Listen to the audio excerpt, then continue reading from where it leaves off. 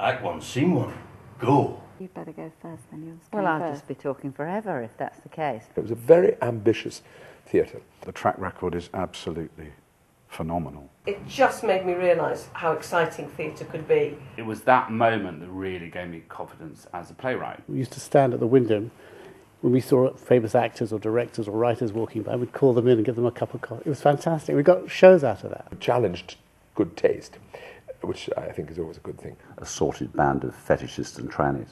That was, in hindsight, the funniest thing I've ever experienced at Hampstead Theatre. We had buckets placed around the rehearsal room to catch the drips. And I always thought it was rather charming that in the cold winter months you arrived at Hampstead Theatre and there was a blanket on your chair for when you got chilly. When I first went with James Rhys Evans, I realised it was so small that I couldn't even be let in the building, because obviously he had another meeting going on in his office or something was happening. Edith, the box office manager, who was a sort of legendary box office manager, always with a tipped cigarette in the corner of her mouth.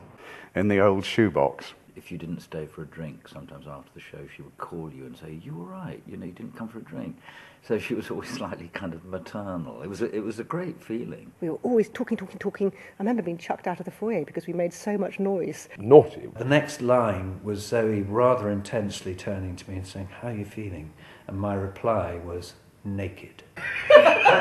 You cannot cut that moment. And he got this guffaw. You forged very quick relationships, but you forged relationships that were very profound. A lesson in showbiz. Don't be too rude to the man who cancelled your play, because he may end up directing the next one. Being massaged by Zoe Wanamaker in black bra and pants on my back, pummeling my back, me in the nude, and 122 people looking rather soberly interested. Happy days, those. Brilliant, brilliant memories. You have a go now, darling. You tell them about you. You weren't even born when I started here. I was born. I gave notes. You're all too young, aren't you? A man who eventually ends up married to a chimpanzee.